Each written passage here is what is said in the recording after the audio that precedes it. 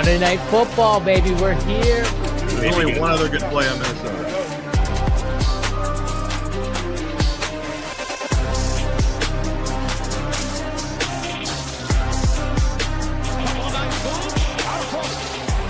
Touchdown in 46 seconds. Punches back. Touchdown.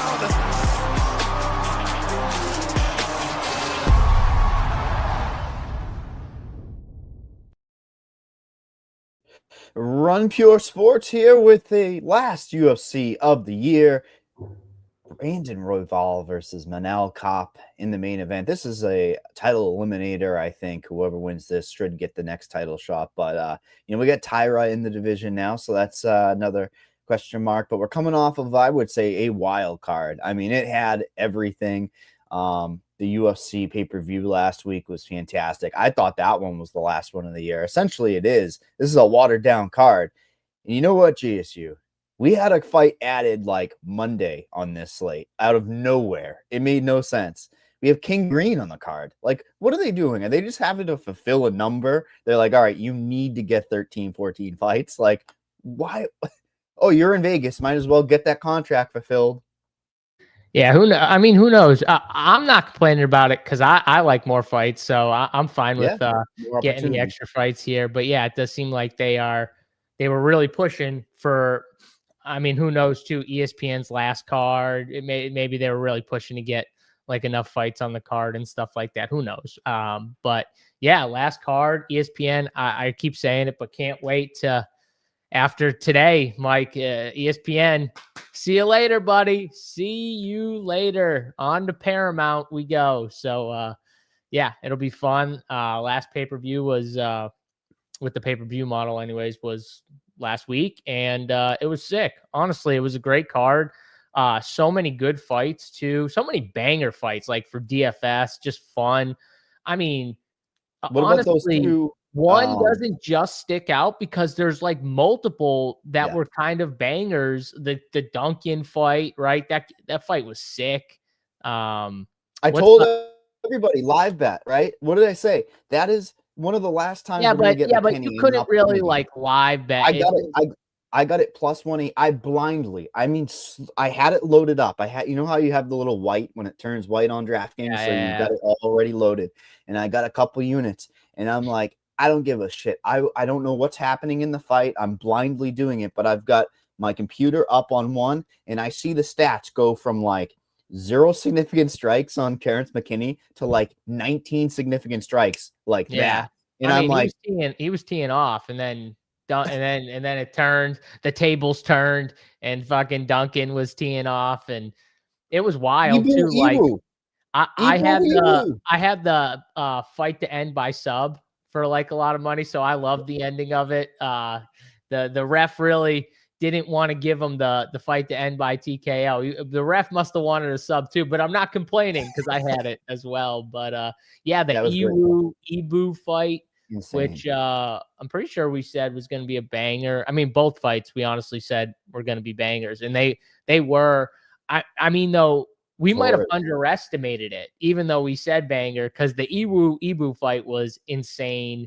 The chins on those guys, I mean, absolutely wild. Iwu coming in with just no regard, no defense for either guy, and just threw down. It was fun. It was fun. Do you remember what I said on the show last week? I said there was 2 fights that were going to be very important to the context of the slate. It happened too. Iwu. We had Ibu as leverage, and then I said if either of these 2 guys win, and it was Manuel Torres, if either of those guys won as underdogs, their first round equity would have been massive to win a GPP. Here's the problem, JSU. There's a little bit of a problem with that sentence. Nobody saw both underdogs in the 5-round fights winning. What the hell? There goes my great call, right? Those 2 fights, fantastic scores, but it's like, once you got all the way down on the salary relief from beyond. Can we say nobody saw both dogs winning, but also asterisks because really one dog, there was an injury. Like let's be honest. Like he won, and congrats to him. He's the champion. Whatever, he won, but he didn't like actually win the fight. It was a freak accident. it sucks too, because I really believe that fight would have been an awesome fight too. And it was kind of anticlimactic to get that and then go to the Jan fight, because the Jan fight was so good. Stackable. Honestly too. It was a great fight. And I don't know, it kind of pulled me, especially though, because I had a lot of stuff tied to Pantoja by sub. So that kind of sucked. And DK, so like DK pulled it off the board. So I was ready to like hedge, you know, and bet some stuff on the other side, because I had a lot of money riding on the Pantoja sub. So I was about to start firing. And then I see the thing get pulled off the board. I'm like, son of a bitch. I was like, DK, damn you. But yeah, no, it was it's unfortunate that that's how that fight went, because I do think it would have been an awesome fight. But man, how about Peter Yan? And I told you, I told you guys, Peter Yan was super live in that fight, and he had a good chance to win that fight. I was like, me and JBC, I think, were the only two over at Run Pure Sports who picked Yan. I think he had Van too in the other fight. So, I mean, he had both dogs, I'm pretty sure. But Yan especially, it's unfortunate I couldn't bet it here, but I did have a good amount in DFS. It just hurt me because I didn't have a lot of Van. So, you know. Yeah, it was an exacta type of night. And I think we knew that going into it with how high scoring it was going to be, right? Like on this particular card that we're going to break down now, the context is a little bit different. I'm struggling to find pure winners, which is going to be a weird dynamic, leads you to a middle range build. But last week you could get leverage, you could get potential. We talked about that main event stack. We never talk about it, but you know, literally, right? Like if Merab's getting takedowns, it could be scramble fest. There could be a lot of high paced and ability to get 90. He did. He scored 90 points. He paid his salary off in a vacuum, right? Like, yeah, no, if he wins, the fight stack might have been, well, not on that card, probably not, but no, but in another card it might have been. So yep. Somebody asked in chat though, how do you stack a fight in Saber? Do you know how to do that? But just do like one fight, not all of the fights can be stacked. I'm not familiar enough with a Saber. I'm pretty sure there's rules in there. Click each if you fight. go to the rules, just unclick don't use opposing fighters in fight. They also have main event. So like if there's a main event you want better. Yeah, that's the one. And you can mess with the rules. But yeah, you just go to rules, it's right next to filter, and you'll see those kind of already in there. Yeah. So it's not a high make that rule, but I wouldn't make that rule, but yeah. No. Yeah, but hey, let's move on to the last fight of the night here, of the year rather, with ROYVAL and KAPE. And like you said, 13 fights. We want the more fights. Somebody in chat was saying, you know, they just wanted to get that fight numbers up. And what do we start with? My favorite ugly women's MMA, baby, Teresa Blaza versus Jamie Lynn Horth. Teresa Blaza coming in as a favorite here on DraftKings Sportsbook at a -180. Comeback on Miss Horth, a +150. Ugly, man. Ugly. But I think there's just really one path of somebody scoring in this fight. And sneaky for fantasy and DFS. I really got to be honest. I love this type of spot because you're getting that win equity with a ceiling. There's a couple of women's fights here on this slate that I think are really important for the slate. I looked at the tags that we were doing. There's a fight people are heavy on later, and I think it's obvious who that person is. This one's going to be a little bit overlooked here, JSU. And I mean, Bleda is a scorer and a fantasy darling when it comes to control time, pace. She goes for it. I think it could be a sneaky scoring fight. Problem is, we've got that dynamic. Horth just kind of like slows the pace down, man. So are we going to regress towards like a slow pace that there's not a lot to be had? Or can we justify playing a smaller, lower paced fight?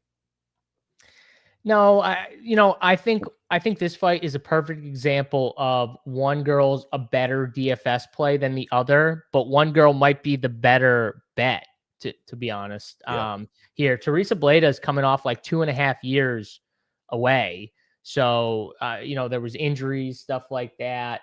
But that's a long time to kind of be out, Mike, which does worry me a little bit. Also, too, I'm not really a fan of her either. I do think she is live, though, early. If she gets the takedowns, she does have skills if this fight gets to the ground to maybe be able to find a finish.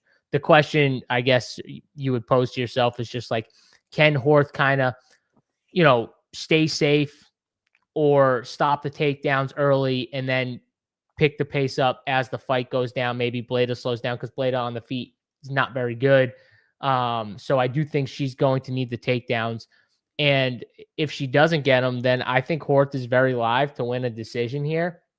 If this fight, especially later on, kind of stays majority on the feet, I think she's very live to win here. So Bleda is the DFS play. I think Horth is more the side I'd lean from a betting angle, just because I'm honestly not a fan of Bleda to begin with.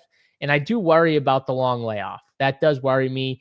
And Horth is good. I'm not saying Horth is amazing, but I think she's good enough to maybe slow the takedowns down as this fight goes. And if she can eventually stop them, she can kind of do enough to maybe find a win here via the cards.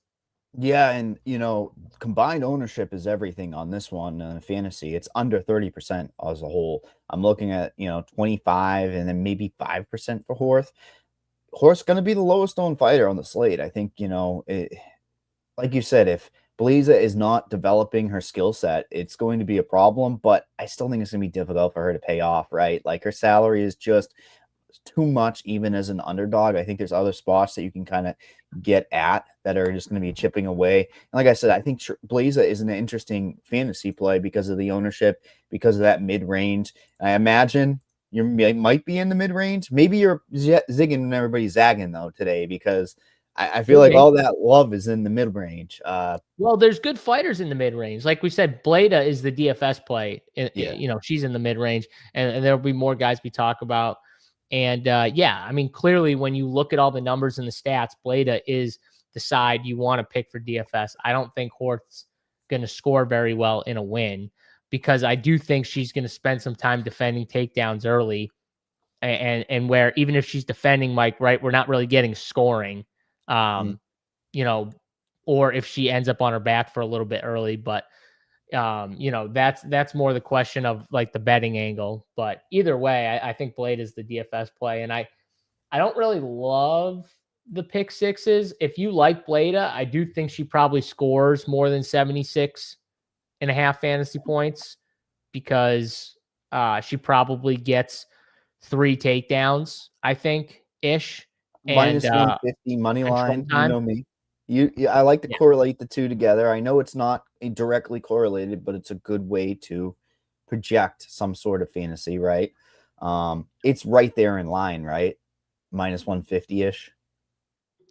Yeah, no, it is. I just wanted to pull it up here real quick. I think you'd be looking at the significant strikes, if anything. I mean, the fight time, I'd go over in a heartbeat, but it's just not enough.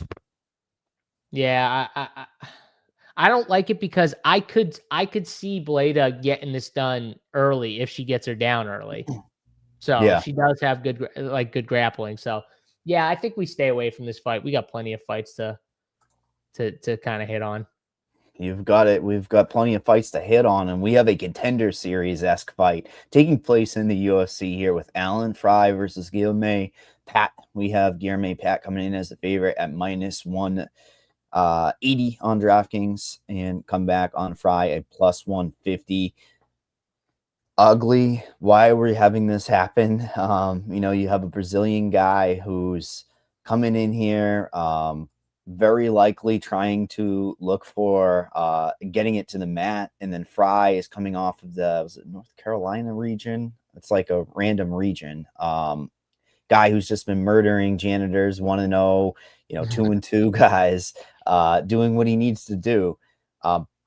There's a certain amount of leverage with upside on this slate, and I'm trying to target these types of fights that are just heavyweight fights. You're going to hear me say the same exact thing against Ash Plunge later, but it's just a direct path. If you get a win in the first round, you're going to correlate with a huge score. So can Fry get it done against Pat? And what the hell are we looking at for the X's and O's on these two? Because Pat looks to be the more developed guy, right? Like, they're not very developed.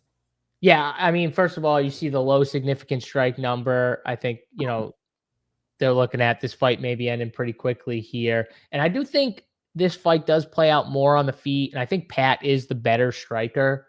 So in a matchup where I think is mostly a striking matchup, I'll lean Pat in the better striker here.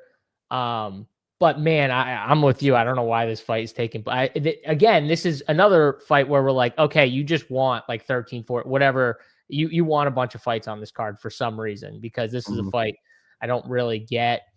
Both these guys, I don't think are very good either. Both of them, I think, struggle with takedowns, but I don't think we're gonna have to worry about that here, because, like I said, I think this fight stays standing, and I do think Pat is a little bit more refined. So I'll lean him here. From a DFS side, I am actually getting a decent amount of Pat here. I don't know about you.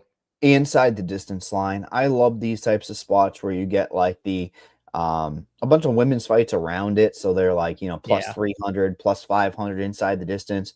It's a direct path, like you said. Even if it stays on the feet, that equity is still pretty damn strong for 5 to 7.5 minutes to get this finish, and that should be enough to get you over the hump. And the price is fantastic to play on Pat, and it directly means then Fry is a great leverage play, right? I mean, immediately he's going to be a leverage play. When I'm looking at ownership in my own projections for this particular spot, I'm looking at Pat being 35% owned, with Fry coming in at 23. So there's going to be a lot of ownership here.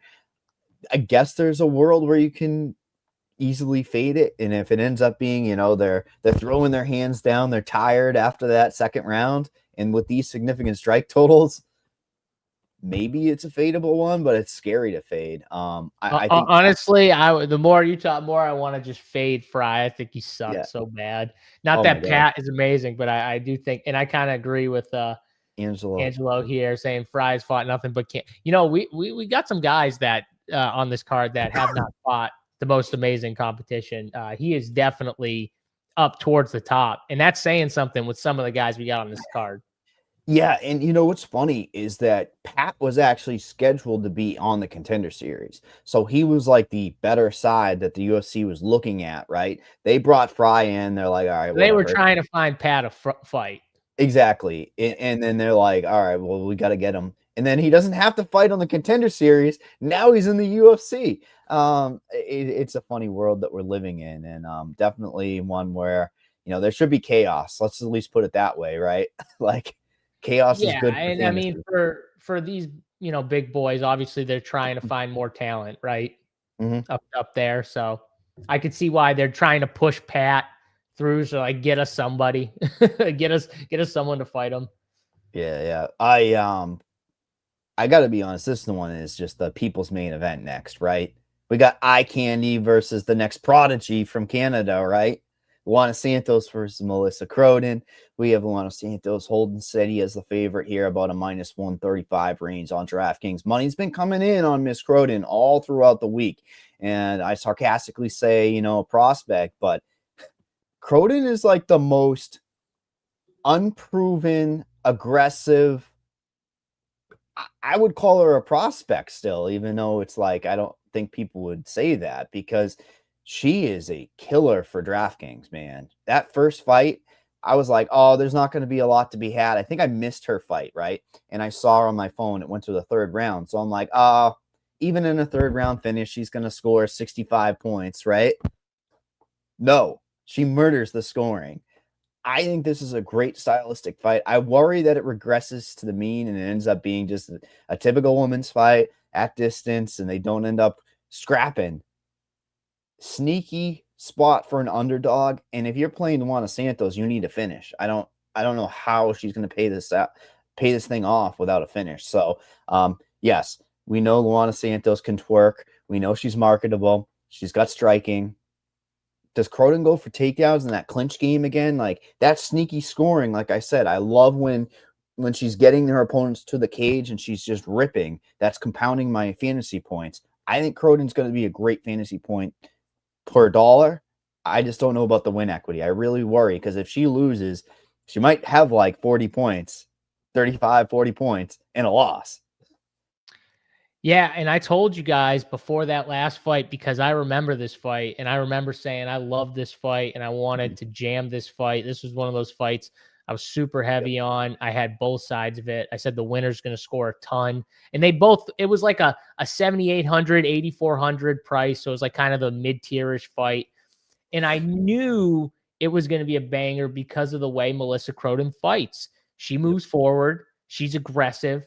She goes right in for the action. She loves the clinch game, and she's good at it. The one issue I have, though, and again, I'm not a Luana Santos fan. I picked Casey O'Neill against Luana Santos because I told everyone Luana Santos striking is ass. Casey O'Neill is going to box her ass up if she can stay away from the clinch positions. And outside of like one or two times where Casey O'Neill got caught in that position, she found a way to, get up or, stuff from there. And Luana Santos doesn't have good actual takedowns. So she needs the clinch positions. She needs those positions to be able to body lock or trip you or whatever to get you to the mat, because that's where she's good, is on the mat. If she can get to her grappling, she's going to probably be the rightful favorite in this fight. Where this fight gets interesting is if Luana Santos can't get to the grappling, and then Melissa Croden is just pouring that pressure on, and it kind of melts Luana Santos, because, like I said, Luana just like, she throws her head when she's throwing strikes. It's like all over the place, and it's right there for someone to just tee off. Casey O'Neill teed off.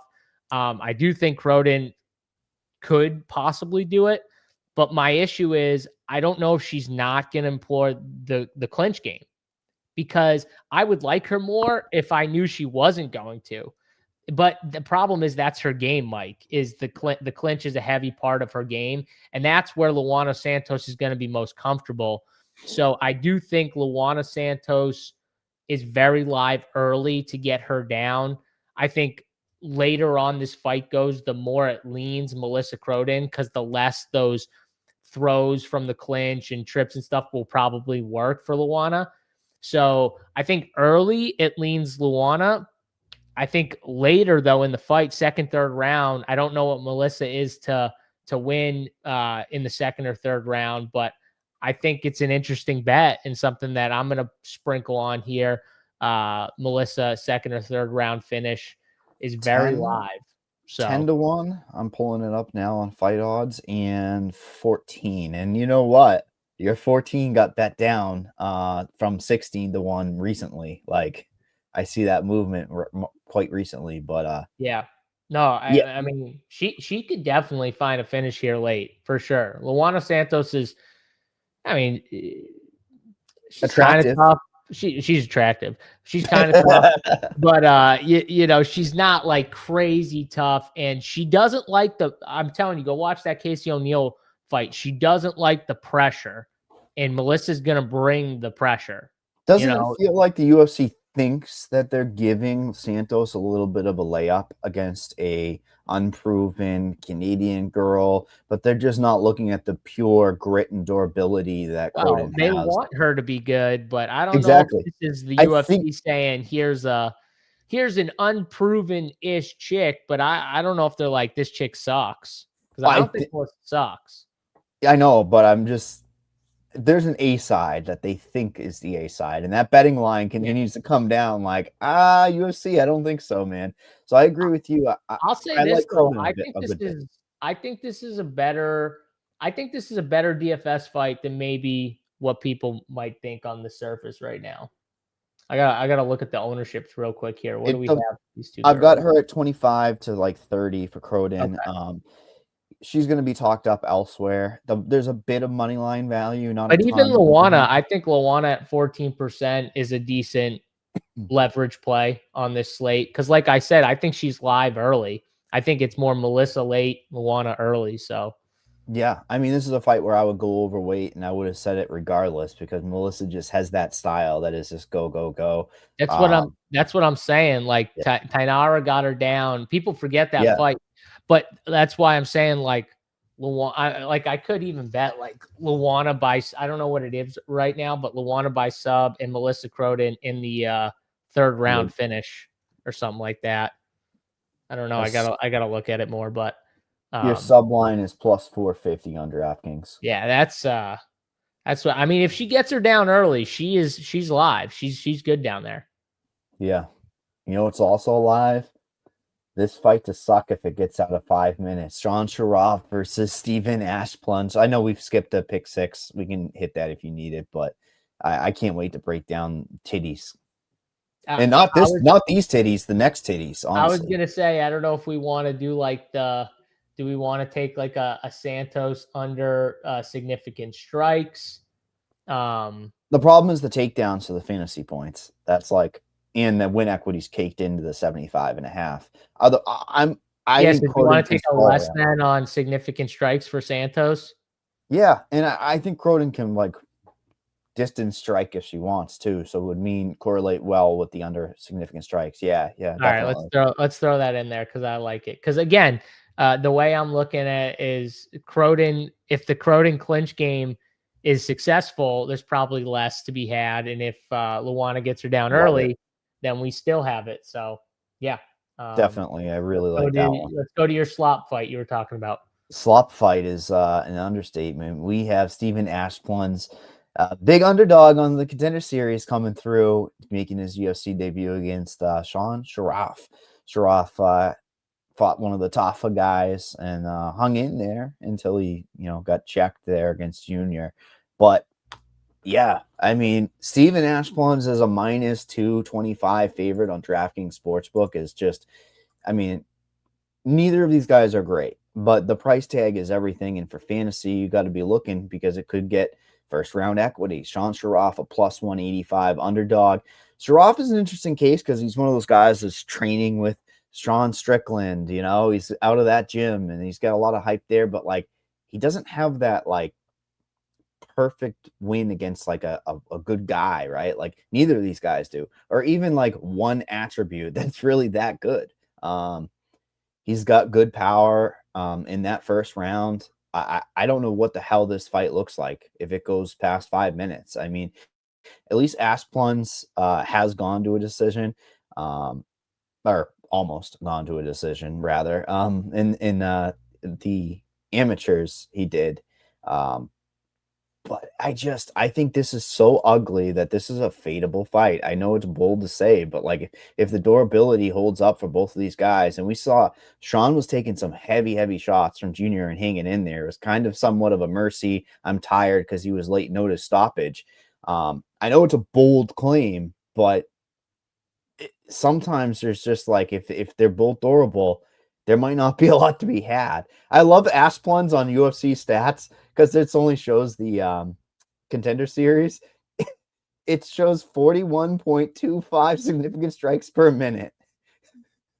Because he threw like I got a shit ton in. Like I was like, yeah. Isn't that hilarious? And then how do you even break down a fight like this? I mean, it's like whoever lands. I'll tell you first of all, this line is so disrespectful. It's absurd. Steven Ashplunge is a minus 225 favorite. How? And in what world? Like, I'm not saying that Sean is like amazing. We don't really know what Sean is. He lost to Junior Tafa, but I'm pretty sure that fight was short notice. Yep. He had 1 round in the gas tank. And by the way, if you go back and actually watch the fight, this man is fully he has Junior Tafa fully mounted, and Tafa has nothing. He has no idea what he's doing. So he's just like doing this for like a full minute or 45 seconds or whatever at the end of that round. And Mark Smith, for some reason, just let him rain down shots and bows and did not stop the fight. If there was like 10 more seconds in that fight, I mean, that fight's over in the first round, and Sean Sharaf wins by first round finish. And then what happens in the second round? He gets gassed out. And Junior Tafa, who you want to say he sucks, that's fine. But I think Junior Tafa's striking, he's got power. He's got the Tafa brothers have good striking. That they do have good striking. and he was taking shots from him. Steven doesn't have that type of power. He doesn't have that type of power, in my opinion.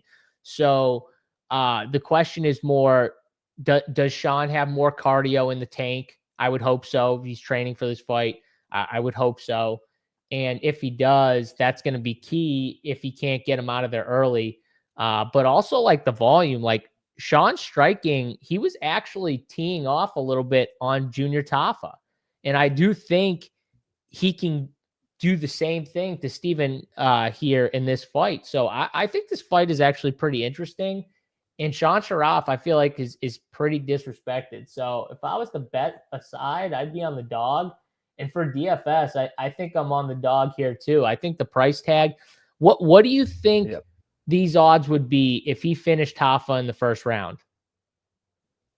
Reversed. It's minus 200 for Sharaf. It's the problem is these Contender Series guys that look impressive end up having like at least 50 cents to $1 worth of equity sent their way, right?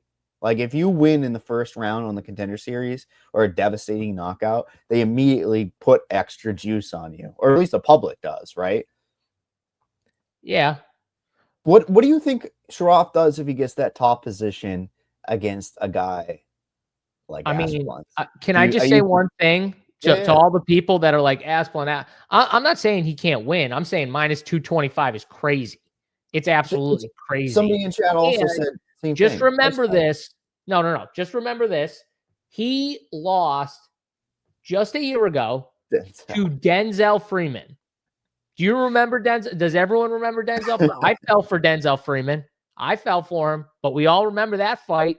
He's in there talking, not doing a thing for 3 rounds, just staring at his opponent. Mike was actually had the right take of fading the fight, but that's who this dude lost to. So let's not act like he should be anywhere near a minus 200 favorite.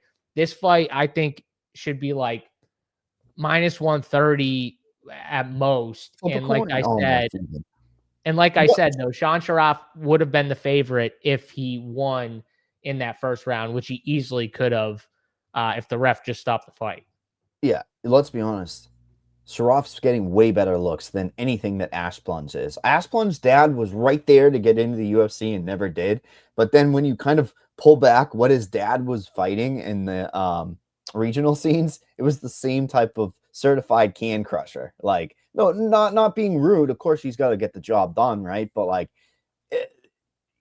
he's still in the back, room somewhere training, and you've got Sharaf getting real looks. And it comes down to a price play. That's what it comes down to. And when you look at fantasy, Sean Sharaf is going to be owned. I'm seeing him at nearly single digits, like 10% for me, probably closer to 15, right? The sharp people will see the opportunity to get a little bit of leverage, right, on the field.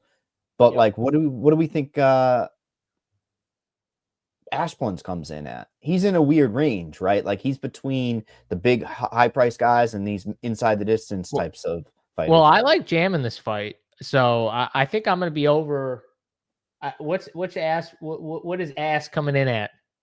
I saw it 40 to 45, which is absurd. All right, so I'll probably be like close to the field on him and way over on Sean. I'm gonna get a lot of this fight. I bet you I have like 75-80% of this fight. Yeah, why not? I mean, again, we're buying into unknowns on this card, up and down. But betting, I'm definitely betting the dog here. This is dog or pass. I'm not doing no. I didn't want to get too crazy. I was trying to lead you towards my Sharaf by submission. I tried to get you there. I got the takedowns a couple times against Tafa, and I will say Tafa had one of the most egregious fence grabs early in the fight, not when he got him down later, early in the fight, to where Mark Smith actually stopped because he did it, I think, twice in a row. He stopped the fight because it literally saved him from going down immediately. And he said, you did it twice in a row. I forget if he took a point, but he I don't know why. If refs like see it and it's egregious to where they stop the fight, Mike, why don't they put that fighter's ass on the ground? Well, that's the whole thing is I think in real time, they just malfunction. They have that human factor, I right? don't understand it, like, though. you For took a the position fact. away. It's not like the fence might have helped them. Like when it's a full fence grab, when like full on fence grab, for a fact that kept him on his feet. I don't know why you don't put them on the ground. They never do it. They also never take a point. It's like you should take a point and put their ass on the ground. 1000%. I mean, it's beyond 100% for me that you should get. The first warning should be outside of the cage before you get in there on any foul. They do that though. Any foul, and then right away it should be punished. But let's talk about that on our prospect show, our futures show that we have coming up in a few weeks. What do we think about these pick six here? Oh man, 98.5's a lot. Asplin's tits to bounce minus, over 10 times. I wish I could get to Saraf over significant strikes. I wish. That's a lot though. We don't want to get run into like one shot and out for one of these guys. No, 100%. Do we think I got trapped on the other website for the Asplin's significant strikes last time because, like you said, it was like 40 significant strikes in the first round. I was doing Asplin's unders, so I feel like I'm a little burned from here. I don't like anything. Okay, you don't like that Asplin's under fantasy points? I do, but we both know what this could look like. No, I know what it could look like. I'm just saying 98.5 seems like a lot. Dude's got the power to knock down twice and still get there in a second round. All right. We'll leave it for now. Insignificant strikes. See what I'm saying? Is like I think he could. We'll leave it for now. I'm bookmarking that though. If we end at 5, and I'll bookmark it. Let's go to the next one. Next one happens to be a UFC debut from the Bellator PFL type of situation. Yaroslav Amosov versus Neil Magny. Can Neil Magny do the veteran test again in the UFC? Amosov coming in at a minus 440 on DraftKings Sportsbook. Neil Magny a plus 340. It's a veteran test. It's a guy coming into the UFC that has had significant amount of success, outside in a premier-esque division. But where is he? My whole question is, he's coming in off of a win against Curtis Millender. I do not rate Curtis Millender at all. It's a guy who couldn't defend takedowns. Then he's got losses in Bellator against Jason Jackson, who is a top prospect over there as well. Beating Logan Sterling certainly looks good. Diego Lima, okay. But he's, that first fight against Logan, he's going to a split decision. When I'm sniffing this card out and looking for opportunity, I look for guys that are going to go in with a game plan of go for takedowns, get a lot of fantasy equity for my lineups. I certainly hope he goes in there with that game plan, JSU. But he's a striker at heart. He's a striker. I mean, Amosov is going to try to trade with Magny, and that's a bad idea because he major concerns. Like Magny is live. He needs to get to the wrestling. That's a bad idea. That he needs to get to the wrestling. That's where he's going to have the edge if he can get it there. But Magny's 100% live if he can make this dude work. Because I've seen what he looks like when he can't get takedowns. When he can't get takedowns, he looks more like a fish out of water. I don't think he's going to want to be trading. I don't agree with you that he's going to want to trade strikes here. I think he's he should. Magny's wrestling. So we know what Magny does off his back. He just says, here's a body part. No, I'm just saying I don't agree with the striking thing. He's a wrestler. He's one of the better wrestlers at that gym. But at the same time, I know what he looks like when he can't get the wrestling. So I think Neil Magny is the bet. I think, he obviously has the massive upside if he can get takedowns and not tire out. Look at that 105.5 fantasy point line right there. So you and I know that tells me, takedowns are very live. Control time, look, the fight time, 11.5. What do you think? Do you think he gets like multiple takedowns? Do you think Or do you think it is? Because if you think it's a mainly striking matchup, this is an easy under. Yeah, I just don't rate the fight as a whole very strong. And it's one of those situations where, what is he, the highest priced guy on the slate, right? Yeah. Yeah. No, he is. That's what I'm saying. It's He the hard to get highest? to him for Like, fantasy. he's got to be close to the highest, right? Yeah, he is the highest, 9,400. Yeah. I just can't get to him for sure, but that means I just have interest in Neil, and that's terrifying. It is terrifying, but I have interest in Neil too, so I get it. I can't help the plus 300 number. I just can't help myself, but take some shots on. What do you think of the under here for fantasy? I like the under. That's where I was leading. I was just gonna say I think even a third round. I'm not entirely sure if Neil is gonna try to hold him just close, so he's not letting those elbows or huge strikes. Right. I don't know if there's gonna be compounded scoring that's gonna look great. But yes, I think that I like that under significant amount. And you and I love targeting. You love that. I like targeting. Likes the upset too. I'm looking at Magny for the upset. 0 parlays with Amazon. Chad is not trusting. How many of these Bellator guys have we seen come in? We've got the power couple there. What's his name? Dayton Tatiana, Patchy Mix. Yep. There's a bunch. Michael Page has lost in the UFC already. I would consider that a bust, but he still has upside, I guess. Also, too, one of the things with Neil Magny, I mean, we know he's obviously fought a shitload, and he's fighting good guys. His losses, though, listen to these last three losses. Carlos Prates, massive power. Okay, we're not knocking that. Morales, we just saw what he did. We're not knocking that one. And Ian Machado Gary. Like, all three guys are possible title shot guys at this point. They are like the top tier, Mike. So yeah, and well, here's the thing. Amislov could come into this fight off the couch. I'm saying that legitimately because he could come off the couch against Curtis. Do you view him as like top tier? Or well, that's the thing is I don't. Yeah. Like outside of gatekeeper type of, if he gets that high, right? Like he's got to work his way up there. But yeah, it's Neil Magny or bust for me, and that's terrifying. This shows that price is everything. Angelo, this is how I think Amosov would hit the optimal, is he would have takedowns and control time. Because when he gets guys down, he is good.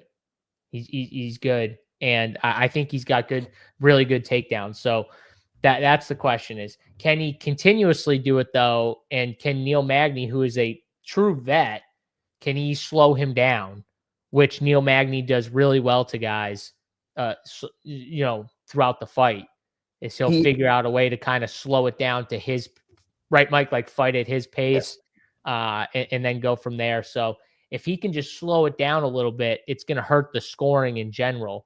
But yes, I think that's how he hits the optimal. I don't know if Mike agrees with that. Mike might think he needs a knockout.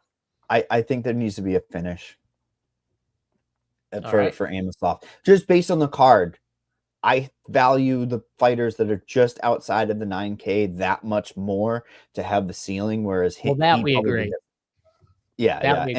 And final thing, I just think Magny in general has a limited ceiling. So I understand if you want to play him to really open up your salary, but I feel like that's like an emergency switch in your lineups if you're trying to get salary relief, because there's just such a limited ceiling. I don't remember what he scored against, what's his name? The Australian kid, Matthews, but I can't imagine it was that good. He was on his back for most of that fight anyways. So but he still like for his price tag. I mean, he was 6,600 on that slate. He had 85. So, and nobody had him. Neil Magny gets a finish. Like he's going to do well. But if this fight goes to the cards and he wins a decision, he might not score that well. But if he gets like a finish, like he has his last two fights, you're probably going to want him. Big if, but yes, definitely. We're both on the same page there. Let's move on to another late notice fighter here, and Isaac Thompson making his debut against Joe Anderson Brito. Joe Anderson Brito coming in as the favorite here at minus 238 on DraftKings Sportsbook, a plus 195 for Isaac Thompson. And give me the X's and O's on this Thompson. I'm seeing some people. I mean, the opening line, right? You know, and I know the place that opens up these openers, right? The offshore book, minus 700 for Joe Anderson Brito as the opener. And it's down to a minus 230. A lot of money coming in on Thompson, even though it's probably a soft opener, right?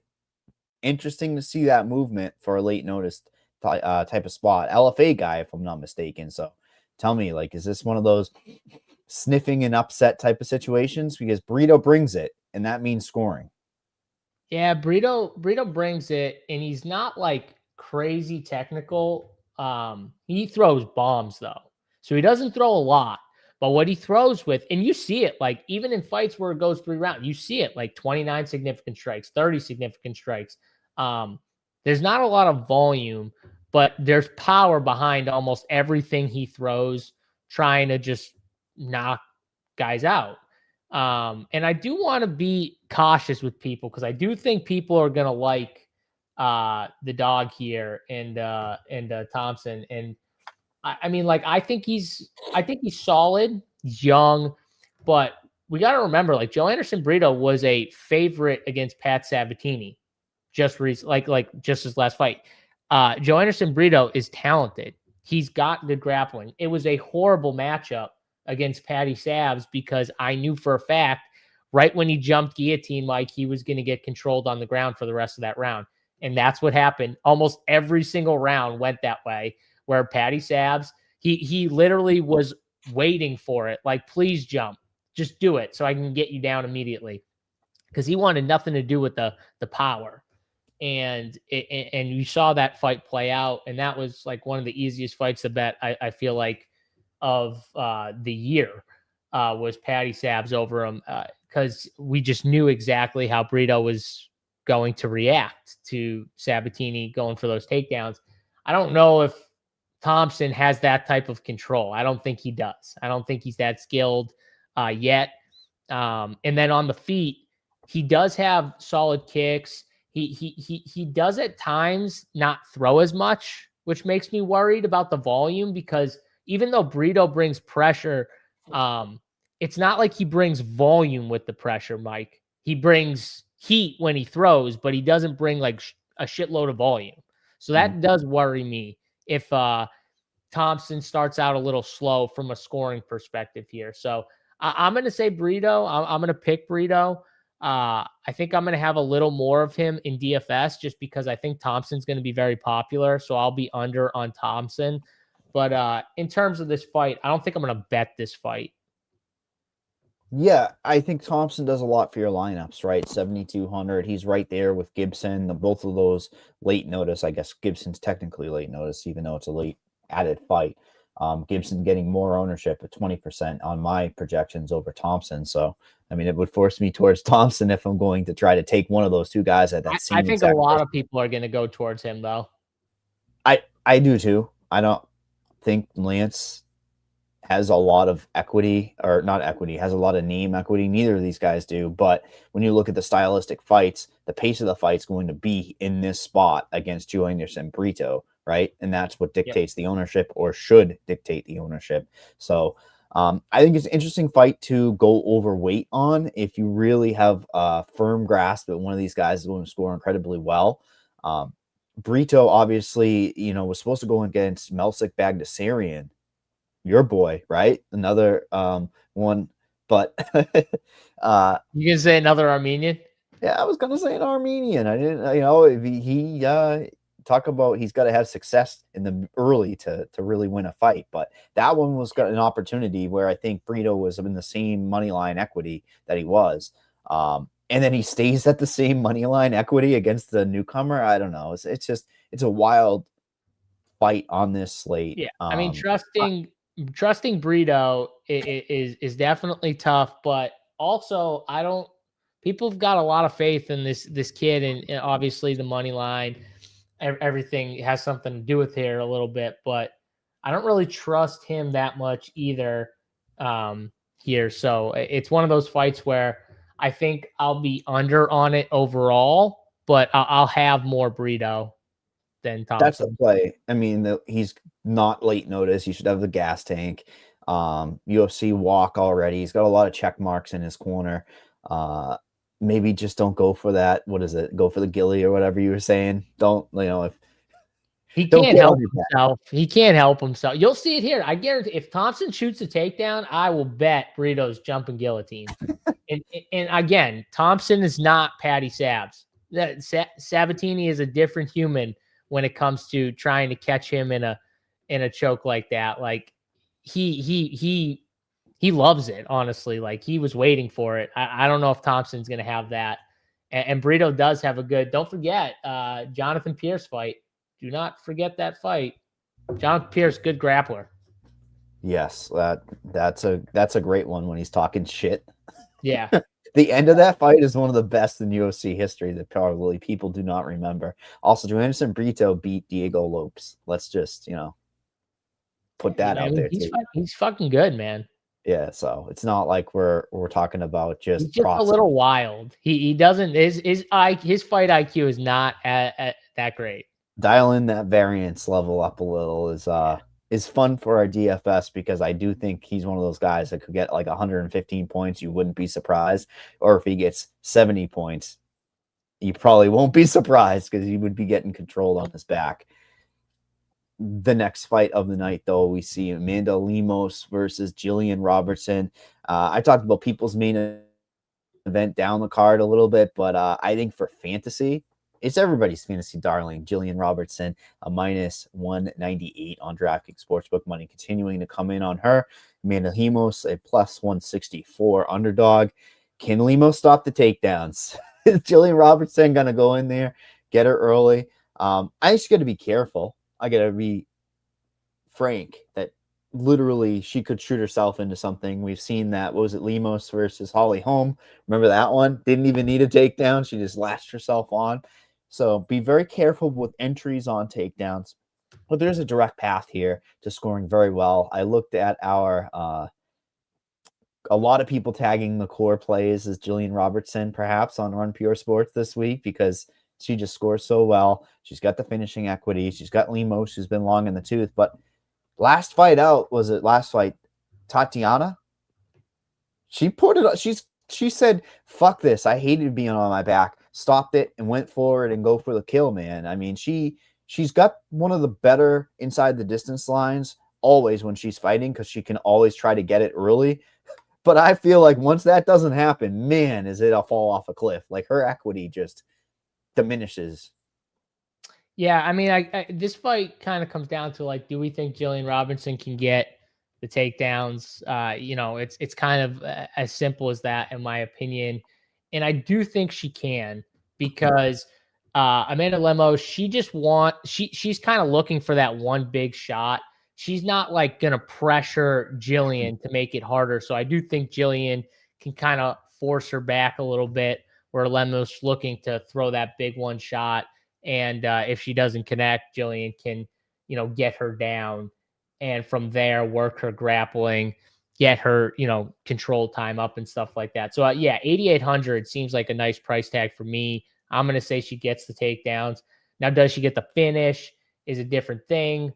She might, and she's aggressive on the ground too. She'll throw strikes. She's not just one of those girls that is just looking to grapple, even though her grappling is amazing. She will throw heavy to force girls into bad spots where she gets submissions here. So, yeah, I mean, I like Jillian. I think she finds a way to get it done. I think she can get it done inside the distance. What's Jillian by KO? Wondering that now. You are digging things up here. I love how somebody in chat's going, "Yeah, here you go, Johnny. Here's your submission play," and you're like, "I want the knockout." Oh no, I want to know what it is. Across the board, I'm seeing plus 565 for aggregated. The best one out there on sportsbooks is a plus 650 offshore. I mean, I guess I could just Jillian Robertson win by KO or submission is plus 130. And what's submission? Like plus 200? Yeah, that's going to be the most correlated. I think I'm just going to take Plus that. 220. Yeah, I think I'm just going to take that here. Then I get both sides. Yeah, I'm going to take that, I think. Yeah. No, I would love to get to Lemos on this slate. I don't know about you. I would love to get to her just for single digit ownership. I talked about Horth being the lowest owned fighter for sure on my particular ownership. Lemos being the second lowest owned. And I wish I could get, I think it's easy to get over on her, right? Isn't there? It's very easy. She's got finish equity. She's got old lady strength. No, I'm grasping at straw. She has better boxing for damn sure. Like she should definitely have success on the feet. And like you said, if it is a binary fight where it should be takedowns versus, potential a tricky submission game for Lemos or striking in her, she shouldn't be this low owned. I'm not calling the upset. I'm just drawing attention to significantly low ownership. Yeah, and like the chat saying, like if Jillian doesn't get the takedowns, Jillian's striking is not good. So she's going to pressure though. So if Jillian can't get the takedowns and she's pressuring, she's probably going to get caught with something big. Lemos doesn't throw a ton of volume out there, but she does have power. So I do think it's kind of, this fight is either one way or the other. Like the chat saying, if Lemos I love me some Jillian Robertson. Trust me, there's like anybody in the next guy, especially for fantasy. But when I'm seeing single digit ownership where if she doesn't get the takedown, I might have to take some Lemos and not love it at all. What are we looking at for prop market? Pick six. Are you uncovering anything while I'm catching up to you? The over on fantasy points is a little interesting to me. I do like her. Significant strikes I was looking at too, because Lemosha is tough. So, if she can't find like a sub, maybe it's something where she finds something late, but she still can get us over that strike number because, like I said, on the ground, Jillian's pretty aggressive. And you kind of see that in a lot of her fights. She's pretty damn aggressive there. So let me take a peek while you stall. Keep going there. I'm trying to pull up Jillian's strikes. I mean, it's all over the board because if she's not getting the sub, obviously, then the fight's going a little longer. She's still getting the control time.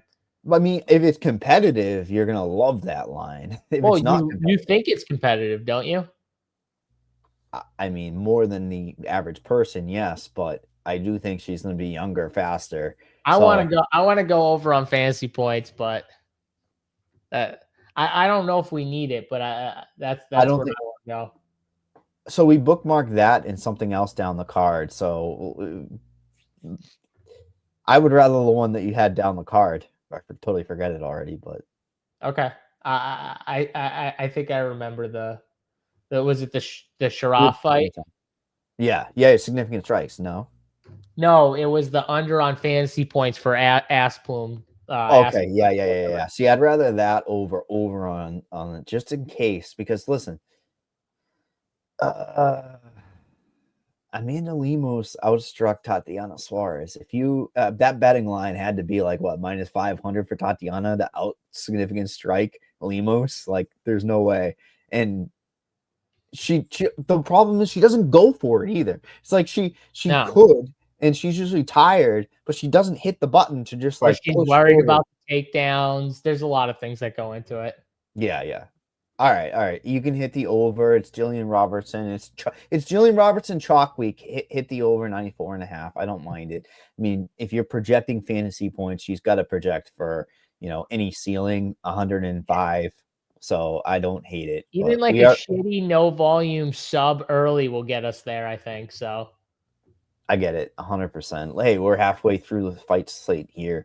Army Navy today, college football, college playoffs here are coming up on Run Pure Sports. I'm sure we've got a bunch of bets brewing up for that. One of my favorite things to do, JSU, and this is just somebody that doesn't follow college sports, is build out like a college football parlay, like early in this, so I can go each day and I can rebuild, right? Once I lose one of my legs, I can rebuild. Yeah, but yeah, and by then you end up throwing like 6 different parlays in. Shut like, up, dude. It's it's still fun for that day, or you know that. But tell me about what's coming up here with Run Pure Sports, because there's plenty of stuff cooking. Yeah, we got everything. Everything. If DraftKings offers it, we pretty much have it here. College sports, college basketball DFS, college football DFS. Stevie Boynton, college basketball. Gavin, they crush it. Pick six, DFS, betting. They're posting everything there. Same thing with college football with my guy Bruce, who does all the projections and just absolutely crushes everything, all these small schools. He does it all, from the playoffs to the small school stuff. So yeah, I mean, if you're into the college stuff, we got it. Hey, what playoff basketball is? Playoff basketball, man. Yeah, with playoff basketball, I've been posting in the basketball channel a little bit. I've already gotten a bunch of drafts in. So if you have any questions regarding playoff basketball, I've already gotten a bunch of reps in, Mike. So I'm ready to roll. If you got questions, I've got a question for you. I've got a very simple question. How much Kyle Pitts? Well, that's not playoff. That's not I don't care about playoff. I had 0 Kyle Pitts. So you know what's funny about that too? So I had 0 Kyle Pitts last year. Tell me who my highest owned tight end was. Not Kelsey. Not one of these Kittle. Nope. Kyle Pitts might have been. Kyle Pitts. Yep. Kyle Pitts was my highest owned tight end. And guess who he's getting thrown to? The same guy that was going last year. Who saw that coming? I've got all my Kyle Pitts is correlated to Michael Penix. So the good thing is that Kyle Pitts was not very good this year. So like Kyle Pitts was not in every pod.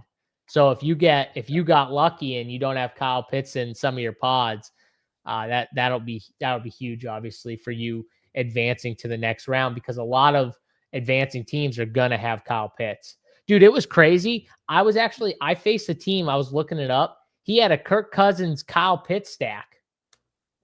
I was like, he drafted Kirk Cousins. What? Oh man. All right.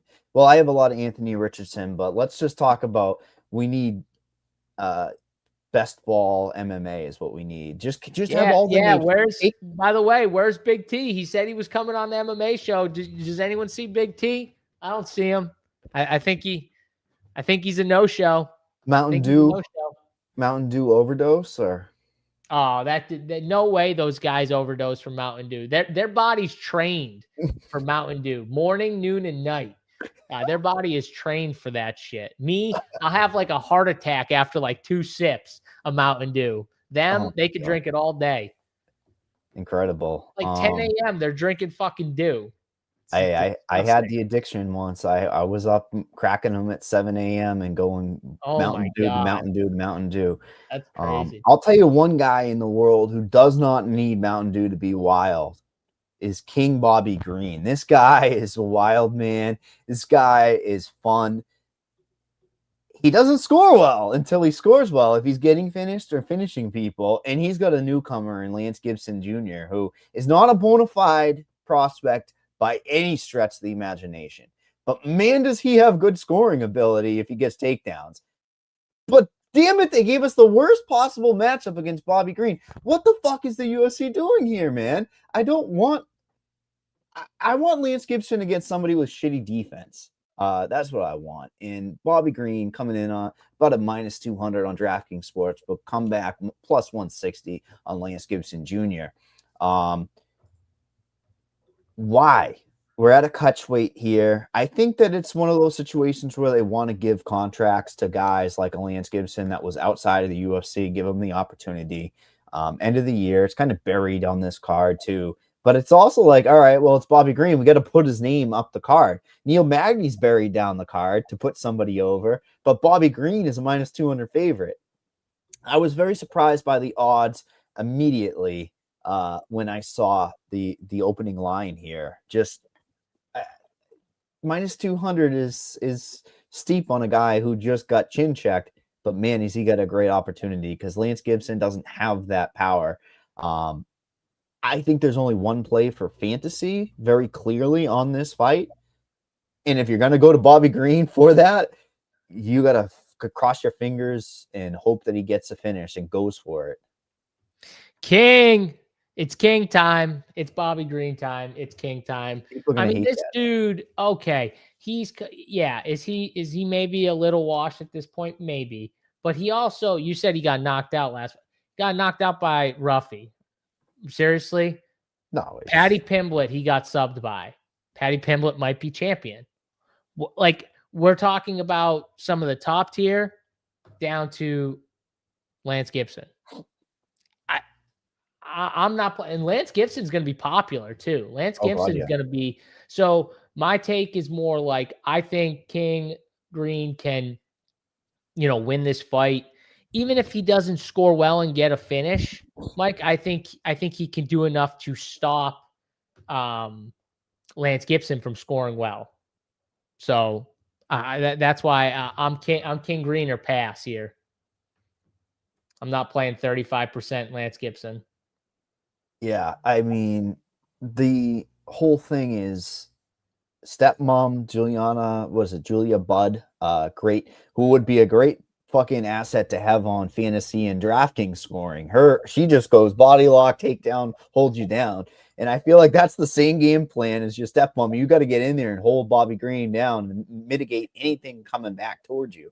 And like you said, he's going to be high owned. I do think Gibson's going to be a popular dog. I think he might be one of the highest owned dogs outside of some of that mid-range, right? Because he does allow you to open up your salary. It's just Green has had some elite takedown defense. I really didn't want to put it that way, but when you look at level of competition, you alluded to, like, he has stopped a lot of takedowns. He comes from, this just kind of struck you off type of mold. Yeah. The catch weight benefits King Green. I genuinely think the catch weight is a good thing for Green.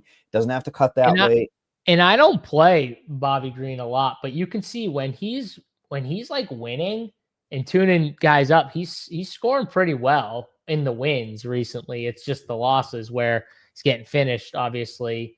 But you look at who he's fighting; those guys have different type of power, different type of skill set than I think Lance is gonna come out there with. Not that Lance isn't good.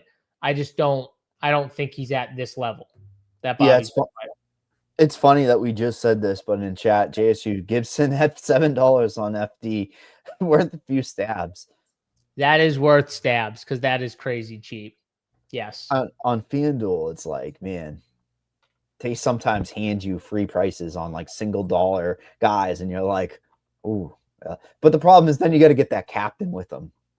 Right. But at the same time, at $7, you just want to win. Like, give us a win, and we'll be any way it happens, and you're pretty happy. So, I mean, is it also just a question mark?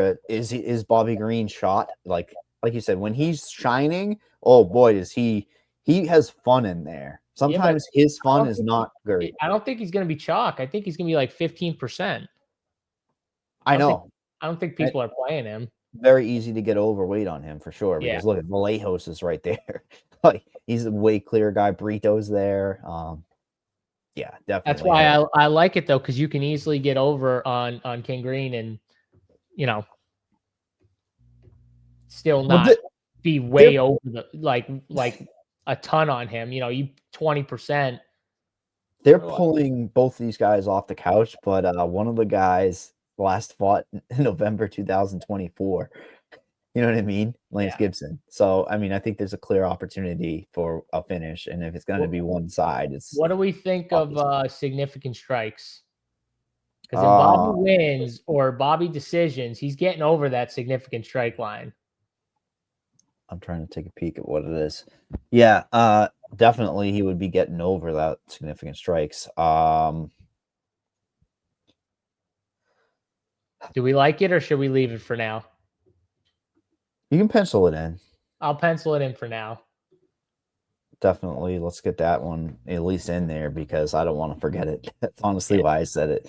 But yeah, whoever thought King Green would be already back here as a minus 200, they're like, there's an opportunity, man. You've got an opportunity to put up and stay on the UFC roster. He loses this, he might be on the chopping block. If he loses this, like like bad, yeah, I think he might be. Ugh, well, never saw that coming. But I'll tell you, one guy who's not going to be on the chopping block is Kennedy Njoku. The UFC tends to like keeping him around, whether it's putting people over or getting put over. That's him coming in as a minus 122 on DraftKings Sportsbook, a plus 102 for Marquez Buchechnia. Is this the most divisive fight on this card? I mean, it's here's your flag, Buchechnia by submission, or it's Njoku by rape and pillage on the feet. Yeah. First of all, this Buchecha dude is terrible. I mean, Martin Buday sucks, has no power, and this dude was just pulling guard, lying on his back. He had nothing. And then they were both gassed, just like rolling around with each other and had nothing for each other. That was a terrible fight. And Chuck Wu, you can say whatever you want about him. You can say you don't trust him, whatever. The one thing this dude does have is power. He's got power. It's not Martin Buday power. There's real one shot. He'll put your lights out power. And I think he puts Buchecha's lights out. So Buchecha's wrestling is not good. His grappling is really good if he can get it there. But the wrestling is just so poor. I mean, maybe Kennedy just has one of those low IQ moments and fucks around and ends up on his back or something like that and gets choked out. But I think it's going to be quick too, Mike. I think he's going to put him out with like one big shot. It's going to be just one shot, puts him down and out. So I like Kennedy over on fantasy points. I mean, under on significant strikes, but I worry a little bit. But I think this fight ends early. And I think I lean Kennedy in round one. Massacre. So yeah, so I'll tell you I'm all over it.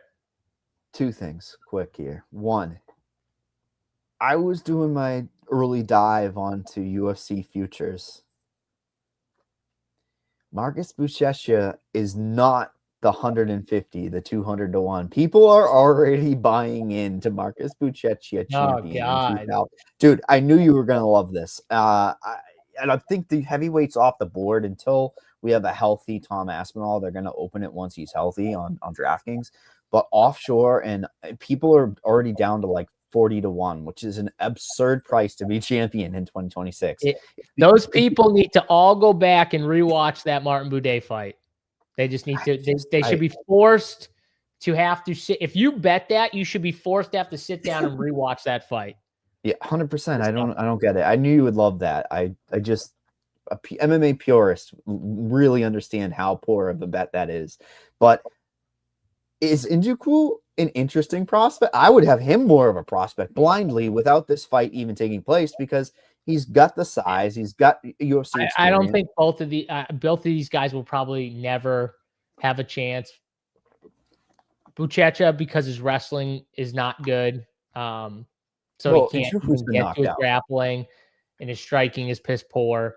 And Njoku, because he's just low IQ in general when it comes to the cage IQ. So yeah, but like you said, they love guys like Kennedy. Why? Because he has big power. They want guys that are going to go out there and swing and have big power and stuff like that. And that is Kennedy. So, he can beat guys. Like Kennedy is not as bad as what like the record shows, in my opinion. It's just like I said, he just has these lapses, and everyone points to the Olberg fight. That is just, if you looked at the outcomes, that was such a low outcome. Like when it happened, everything that was an opportunity that just, I don't know. What's the ownership of Buchecha? Let's see. He's coming in at 29-30%, somewhere around there. Yep, right there. I have 33, so a third of the field playing him. Which makes sense on DraftKings, because if he somehow does get to the grappling, like it does score well, and we just saw what happened with Kennedy, be it Walter Walker, and I think people are starting to realize Walter Walker, if he gets to his grappling, is a major problem for a lot of big guys. Walter here. Walker would kill every heavyweight that's on this particular slate. That's besides the point. Who would you rather have, Buchechnya or Croden? I already know your answer. Croden. I 150% I would rather have Croden. I knew your answer. I think there will be a lot of builds like that. Croden's DFS game, I think, scores better. Because if Buchecha's not getting an early sub, it's not scoring that great, in my opinion. Yes, and I think people will build with both of them, honestly, on this particular slate. Is huge. And I think you just live in that middle and hope you can get one piece of the 9K. It's just the build that's going to happen on this one. And yeah, I agree with your take. I never said what I liked. I like the same thing with Kennedy making a finish here. I do like that. I'm trying to carve up a bigger winner, man. Oh, how is his fantasy points 80 points? What the fuck? Thank you. What the hell? Inside the distance for him is what? Friggin' plus 120? Like, that's I'm wild. betting that too. What's the round one number on him? Round one. I wouldn't do it on DraftKings if you want to shop. Haha. It's up 850. It's been bet down from plus 1,000. Nope. I was up a line. I was on Costa. Oh, sorry. I was like, what? Yeah. I was up a line. Duh. Kennedy and Chukwu is plus 275. It's a good line there. Okay. In first round. I was thinking a second or third, but it's like I don't think Buchechnya is going to hold a lot. He's 3-1 on DraftKings if you're taking the KO. If you're just taking the round one, then it's 275. But yeah, either way, if he gets it done, I don't think he's gonna cold clock this dude. We like the fight regardless. That's what we're trying to get at. Let's move on to the next and probably like the last one here in the middle range. We have Mel Costa versus Morgan Charrier. We have Mel Costa, a minus 135 favorite. He stayed the favorite the whole entire time. I know a lot of people like themselves some Morgan Charrier. I don't know what to fucking say, man. This is ugly. This is like, these are two guys that you cannot trust in one fight together. Please let there be fireworks. I honestly hope that there's just absolute fireworks, that they both go for it. I think that it's going to be more so on Mel Costa to push forward to force scoring. Don't know if that might be the case, but because Charrier was he losing the fight against Nate Landwehr? I'm trying to remember. It was a little back and forth, I feel like, but either way, like this is one of those fights I don't really love. But I will be honest, I'm not like the biggest. I like Charrier. You gave a little French, little French in there a little bit just to give it to him. I'm not gonna say Melchiziel. What the Melchiziel? Machiaziel. Costa.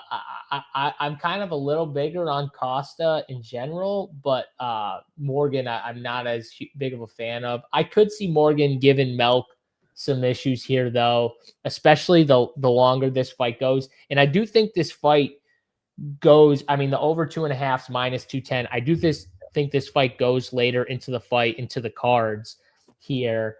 So.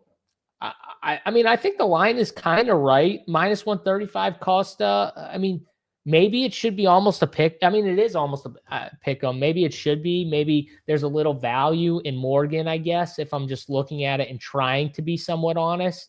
Because I could see the path where Morgan wins the fight.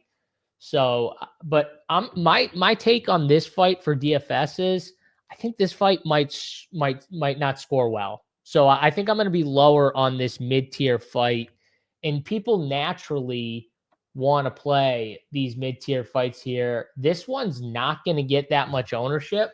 Both these fighters are coming in at like 17 to 20%, which I think does make sense because I think a lot of people are seeing it kind of similar to me, but that's still at the end of the day going to be like almost 40% on this fight. So I'm going to be fading, I think, this fight, Mike, and hoping it just stinks. Don't you think that more people just based on builds are going to go towards Charrier?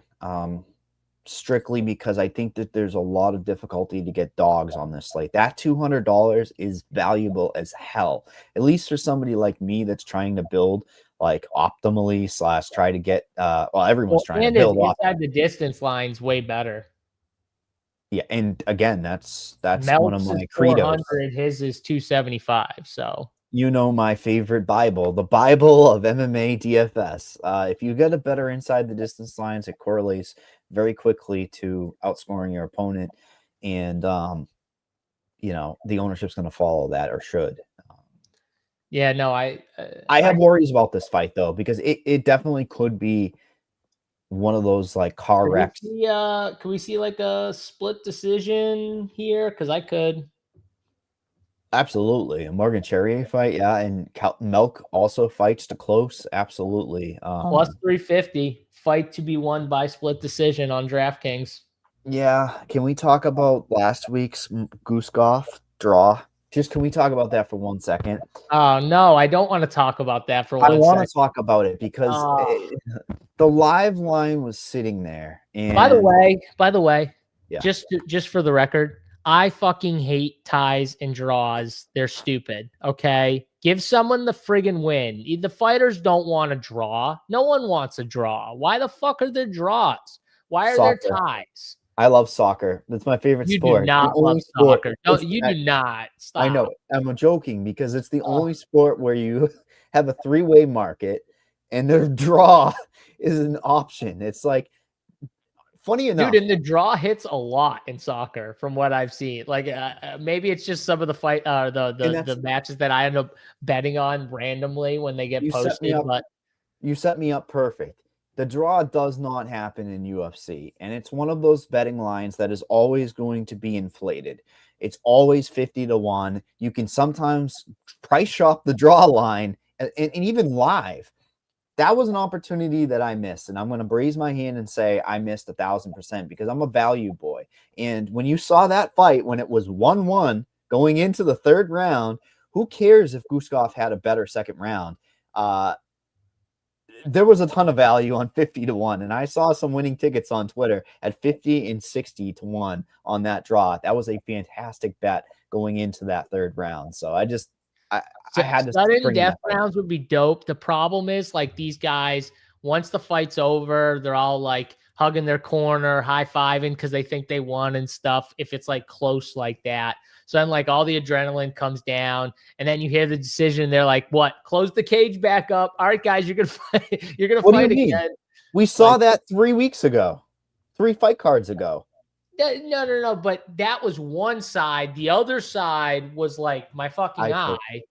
So that was one-sided. And honestly, that's his fault. He didn't see the referee. Didn't say the fight was over. He was stopping the fight. Yeah. So. It sucked.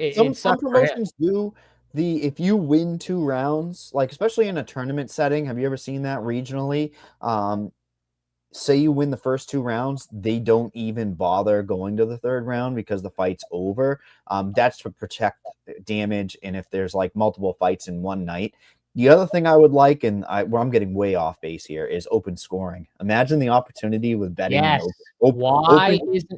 Why isn't there open scoring? That would be so awesome if we knew after each round. Invicta does. The women's only league does. And it is a beautiful thing because I think sports books forget, like, it's all offshore that allows the live betting. They don't remember that, like, there's open scoring, so you can be like, okay, just fucking survive and you win. You know what I mean? And it might be like minus 150. Bro, could you imagine if all these fights were 5 rounds and the main events were like 8? I mean, that would be wild. Oh, we love MMA, don't we? Going on that tangent right there shows how much we are passionate about this sport. But yeah, Malkin Charrier here. It's a great fight on paper. Has concerns for fantasy. They could negate each other, and I think the more competitive, which what the line says, it's going to be a competitive fight. It falls off a cliff for scoring ability. So if you're playing it strictly from an ownership standpoint, and maybe to open up a little bit of salary. Let's move on to the next fight though, where we see Cesare. Oh, J-check. You thought I was going to fuck that one up, but we've had Mikey O so many times. I'm good. We got Mikey O's brother coming in as a minus 218 favorite. Come back on Cesar Almeida, a plus 180. Almeida once beat, what's his name? A Pereira, right? Like that's Peloton kickboxing. is that what we're gonna say every fucking time that we have him? Like, I mean, that's his biggest claim to fame, right? what else is there to do? Like, I honestly thought he was the real deal. I'll raise my hand. I thought he was legit when he came in. But man, has he not evolved. He got to be a mixed martial artist, and he just doesn't have the mixed of the martial arts here. Like, he's just got one strict kickboxing. Cesare takedown ladder. Let me go look that up because I'm sure it's already been smoked.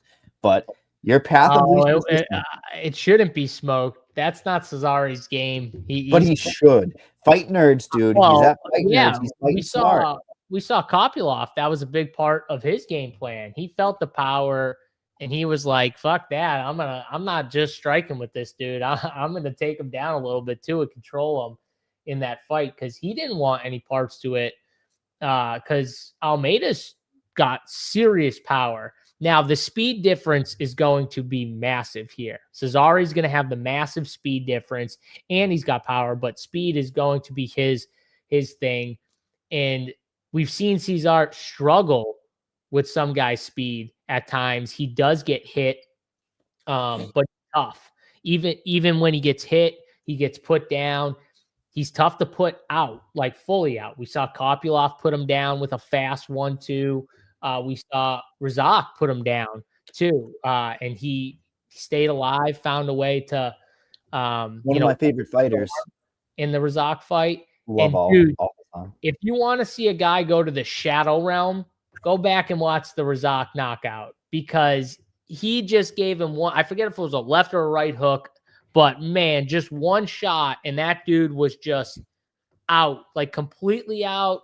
His eyes were staring at him as Cesar was running back to his corner, happy and stuff like that. And that knockout was crazy.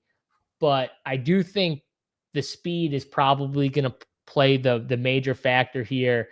And Cesare's got the big speed advantage. And I do think I think he's better than his brother, who's improving right now, but I think he's going to be better than his brother here. I really like Cesare's game as a fighter. And I do think we see this fight play out on the feet, Mike. So one of my takes here is every fighter that Cesare's faced has tried to take him down at points in the fight. Every single fighter, from Kopylov, Ihor, Razak, they've all tried to take him down because they know this dude has crazy power. I don't think Cesare's going to do that. And I think this fight ends pretty quickly here. So I like this fight to end in the first round for sure. If you can get like the round one odds. Yeah, plus 200. I think this fight ends pretty quickly here. So I think it's a great fight to target for DFS. Olajaychuk probably wins this fight, but it could be similar to the Razak fight where like Cesar's losing and he's losing like the whole fight. And then Olajaychuk gets a little overconfident, blitzes in and gets caught with something with just massive power and puts his lights out. So this is a fight for DFS. I think you should jam, honestly. I think it's about ranges on this particular card. And when you have Jillian Robertson right there, like it's fractional decision making. Like Cesare could score 105 in a first round knockout. Jillian Robertson could score 115 over 3 rounds. Like this is the stuff that we have to go into cognitively, remembering that is a legit like something that can happen. Who do you think in a vacuum then is the better play out of the two? One's got a first round equity very, very high. The other one's got the finish with the grappling. I honestly think Jillian's better on DraftKings. I think Cesare's a little better on FD. Fun. I mean, yeah, just strictly just the volume type of striking, power. Volume striking, the grappling advantages you get on DraftKings, like the takedowns and stuff. So, yeah. Oh, man. It's a great fight. I think both are great plays, though, honestly. I imagine you very much like the over 89.5, which I do as well. Well, I could see that. I could see the under 36.5 strikes. Because like I said, I think this fight ends fast. I don't say Cesare he wants the striking battle. and he knows he's going to have the speed advantage. Yeah. So I don't know. I'm a little apprehensive about this fight because. And you don't think there's takedowns? I mean, I legit think that it would be smart to go for a takedown against Almeida. Grab the. I mean, maybe there is. But he's minus 160 to get one takedown on DraftKings Sportsbook. So if you think Cesare? Correct. Minus 160 plus 120 to the no. And that's just one. That's why I talked about the ladder being probably smoked, and it has been 2 takedowns plus 150, plus 350, plus 500, plus 700. So people are thinking the same thing I am. It should be a tool for him down the stretch, even if it gets stretched out, which we don't think it's going to be. We think it's going to be that first round equity. I did somebody mention this could be like the Iwu? Like I would love that for this fight, because these two guys could make it like a fun one. Yeah, if that happens in this one, we're not going to get 90 seconds. It's technical. We're going to get it's going to be like 20 seconds because someone's going out. Yeah, definitely. Yeah. Almeida's striking defense is not very good. His striking defense is honestly his offense. It's his pressure, what he puts. People don't like his pressure, his forward pressure. He's got that tall stance, hands up, but like you can still get inside on him pretty easily if you're not afraid of that pressure, or if you can push him back. And we've seen guys do it with just like a strict, like Kopylov just hit him with a fast 1-2 from backing up. He was backing up, and Cesar was putting the pressure on him, and then all of a sudden he just out of nowhere threw a 1-2 super fast, and Almeida didn't like. It was just fast and dropped his ass. So, that's what you want to do, I think, against Almeida. But it is tough because he's got that, like, scary power. The volume isn't always, like, amazing for DFS. But I think in this fight, we're going to see more volume because I think Cesare is going to try and pull it out of him. Do you know the soft opener? You know, the place that opens the lines. Do you know who the favorite was in this fight? Almeida. It's the minus 200 Almeida. Yeah. Complete flip. But I mean, again, what are there? 3 people, maybe max, that got the 500 down on that line. But yeah, I love the fight for fantasy. It's honestly like a live opportunity. If we get out of the first round, if one of these guys goes balls to the wall and then they're tired, you could definitely be in an opportunity. But it's one that I would like to go overweight on regardless, I think, even though it's going to be high owned. What did I have Cesare coming in at? 40% owned. Oof. I still think he's a good click, and I want to be over if I can. Yeah. I'm going to be over on this fight, though. I'm going to jam. What do we say? There's always an A and a B when there's brothers. And I think he's the A, honestly. Sneaky, and McCall's good, and I think he's the A. Sneaky, definitely A. So let's move on to one of the best prospects I think that's come out of the Contender Series in a long time, and Kevin Vallejos versus Giga Chikadze.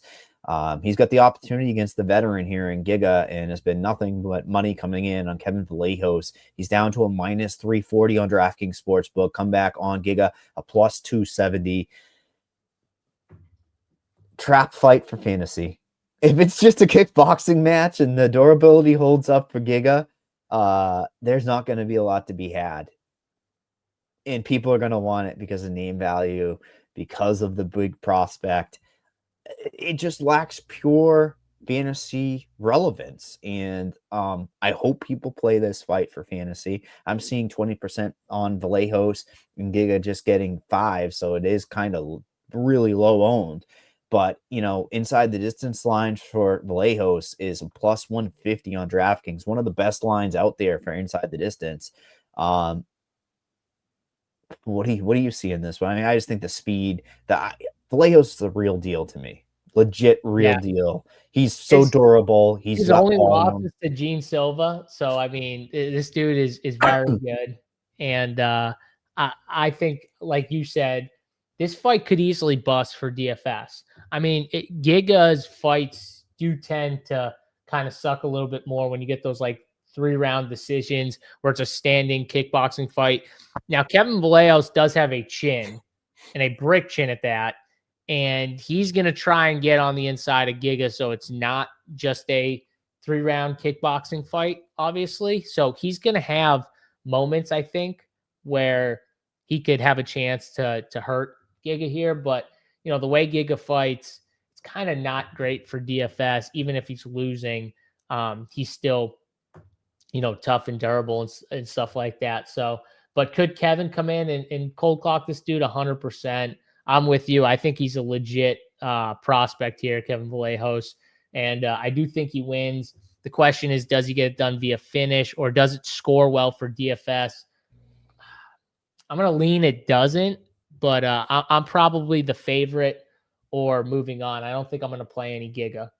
Yeah, can I say Phil in chat here Vallejos has no interest in grappling. I'm not exactly sure, because everybody said that last time out, and he had the opportunity to go for those legs on Danny Silva, and he goes for 2. You add up the fact that Giga in the last 2 of his last 4 fights has been taken down. David Onama, not a prolific wrestler by any stretch, a striker at heart, took him down 3 times against.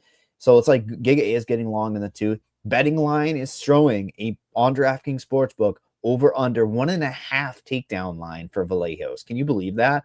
I do personally now, because I think he's evolving. I think he's a smart fighter. You and I just said we both think he's a really A++ type of prospect. Maybe not the extra plus, but for me, he is.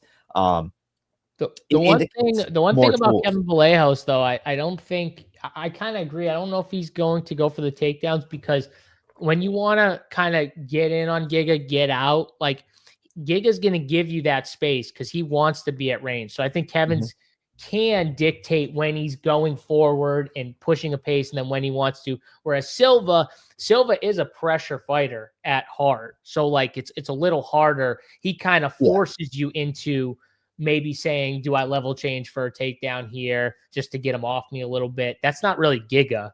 You know what I mean? You don't have to worry about like Giga just like all over you.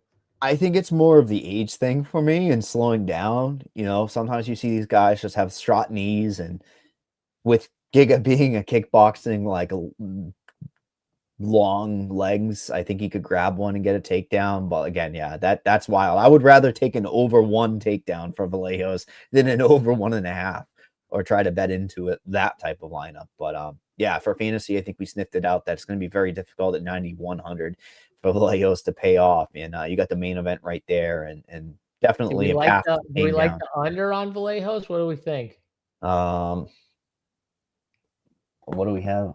91.5. No, because what happens if we've got UFC stats that are like, up on the significant strikes? Right. I'm concerned. I mean, aren't you? If there's any fight that's gonna be, it's gonna be this one where it's like lower owned. All right, let's see if we can. We got one more spot, so we got to find one more. Let's see if we find it in the main event. I think we can find it in the main event, but definitely trying to sniff out those UFC stat. You know, I have them at 5% owned, but everybody else has somebody else. Here's my secret scoring. Let's move on to the main event of the evening, where we see Brandon Royval versus Manel Kape. Manel Kape coming in as the favorite on DraftKings Sportsbook at 285. Come back on Royval plus 230. Give me your X's and O's. I'll throw it right to you right away. Yeah, so you know, I'm on, and I want to preface this by saying that, you know, I've been on Manel Kape his last couple fights. I've loved him in those fights. This fight is not those fights here. He is not fighting Asu Amabayev. He is fighting someone in Brandon Royval that is just all gas, you know, pressure constantly, and wants to drown you in that pressure here. And Manel Kape is someone that he is like the best technical striker maybe in this division, but he likes to dictate the pace. And what I think happens in this fight is if Manel Kape can't get Brandon Royval out of there early, which Brandon Royval is a pretty tough dude and he's pretty durable, right? If he can't get him out of there early, then I think he's going to struggle with the pressure as this fight goes on. And Brandon Royval, he's used to these 5-rounders, right? Look at that Josh Van fight where it was only 3 rounds and he knew it. Like he knew it. So like he doubled it up there. 215 significant strikes. I think he's going to come in. He's going to pressure Cop. Cop's not going to be able to get him out of there early. And I think he's going to win the later rounds, maybe find a finish. If not, can do enough to win a close decision, but he could find a late finish. I wouldn't be shocked. I'm on the Brandon Royval side. I think this line is way too wide. It's pretty disrespectful for someone in Royval who, you know, he has some really good wins. Look at the Tyra Moreno he's beat. You know, losing to Pantoja. Okay, he lost to Van, but let's be honest. If he doesn't get dropped in that Van fight at the end, Mike, that's a super close fight that we don't know who wins that fight. So yeah, I'm gonna go with the volume and the pressure of Royval to get it done. Have you seen his significant strikes? Like, he has outstruck everybody. Let's just not count some of the finishes, you know, back in 23, but it's like, you would have imagined Van would have had more significant strikes in that fight that you're talking about, and he didn't. Royval had more significant strikes over 3 rounds. I would be absolutely shocked if Royval does not out-significant strike Manel Kopp. I saw the betting line had been completely out of a loop there. Like, they had Kopp being the favorite to have more significant strikes. Of course, we don't have that market on DraftKings Sportsbook, you know, most significant strikes, but it would be one that I would be first looking at for Royval. Now, what about this, like, fantasy wise? Like, is Kopp enough leverage at 9,200? I mean, the problem is 50% owned. That's way too high owned, dude. If he was like 15%, 20, he's playable, right, JSU? This is an absurd amount of ownership. Yeah, and that's why, you know, again, I'm on the Royval side. I'm going to jam him in DFS, Royval. But yeah, I'm not going to get to Kopp. So if Kopp has, I think there's paths where, you know, if Kopp gets a clean win kind of early, he still may not score like crazy well, as long as it's not like super early or anything like that. And then, like you said, if it's a who wins a volume striking match at the end, man, Brandon Royval is he's gonna have the volume. Now, again, that doesn't mean Kopp can't win, because Kopp could have the bigger moments per se, kind of like the Van stuff. But yeah, I mean, I'm on the Royval side. I think the line's pretty wide. So when you talk about elite dogs from a fantasy standpoint, you can't do much better than Royval. He allows you to do anything with your lineups. There's no world where he scores poorly. None. Zero. Well, the only world is a quick finish. Yeah. Well, of course, but look, even Isaac Bulgarian says Kopp is an easy fade. Thank you, Isaac. I appreciate it. He's in our chat every week now, man. We got a good fan here, you know, a very elite UFC fighter. That's right. Even more so elite for the Mafia. But anyways, yeah, pick 6 wise. I mean, you got to go Kopp under. What would you rather have? The one that we talked about earlier, Asplunds, or Kopp under? I think it's Kopp under. 99.5. A third round finish or second round finish isn't going to be 99.5. Yeah. Do you want to just go Kopp under? That's it. That's the play. Yeah. I look at this fight as, for Kopp, a 3-round fight, and Royval as like a endless type of ceiling, right? Like, what was the Asplunds we were looking at, just to double back on it? It was like 98.5 fantasy point line. You're playing with fire. All right, let's do it. Let's see. And we both like Sharaf, which is funny enough. You know what I mean? Kind of backs up. Yeah, pick we 6 both there. like Sharaf. So you want to run through the pick 6? Yeah. So pick 6. I was just making sure we didn't get any boost packs or anything like that. $100 to win, 1,800 here. Let's look at it. We got Luana Santos, less than 41.5 significant strikes. How do you say it again? Amosov Yeah, under Amosov. On 105.5 fantasy points. Jillian Roberts over on 94.5 fantasy points. King Green over on 53.5 significant strikes. Kennedy and Chukwu over on 79.5 fantasy points. And Manel Kopp under on 99.5 fantasy points here. Yeah, I don't see a boost for this week. I could be wrong. If you guys see one, you can let me know. But yeah, I'm not seeing pick 6, and I didn't see any on the sports book itself for this week. So context of slate this week. Let me give you my X's and O's. I'm staying in the middle range again, like a dum-dum. I'm going to be overweight on the main event, and I do think there's a world where KAPE wins this thing second, third, fourth round, and it ends up being like 65, 70 points for KAPE. I just think that that's a crazy thing to do to fade the main event, but I just know that all the ownership's going to be here, and there's a world where it does bust. So I know what I'm signing up for. It is what it is. Living in the middle range, how do we get different? I like fighters like a Teresa Bleda. I know it's wild to say, but it's just a zig, right? Like everyone's going to gravitate towards the Bochechnas. I assume everyone, they're not going to go towards Costa or Cherrier, right? JSU, it's a weird build this week, living in the middle range. How do you get different? I guess taking leverage against Pat might be a play there against Fry because he's got the ownership. But I like just as much as you do Croden. Croden's a key cog to my building of lineups. Yeah, I like the Croden call. She definitely has the upside. Just looking at my stuff here, I think another guy I'm going to be higher on than the field is Sean Sharaf. He's getting less ownerships than some of these other guys like Thompson and Gibson down in this range here. Croden another Kennedy. like you said, Kennedy. Yep, there you go. Kennedy, honestly, Kennedy and Bleda in that mid range offer even though I don't like Bleda as a fighter, from a DFS perspective, both those fighters offer a ton of upside in the middle range here. So, yeah, those are Kennedy's leverage. You know that, right? Like legit. Even though he's the favorite, he is leverage against Bochechna. Yeah. Because he's 20%. Because Bochechna is going to be 30%. He might push 40. He very well might push 40 in lower field, number of entrants or higher dollars to contest. People are going to want to play Bochechna. So, who's your favorite bet? Oh boy, I wish it was like an underdog card where you could take a bunch of underdogs.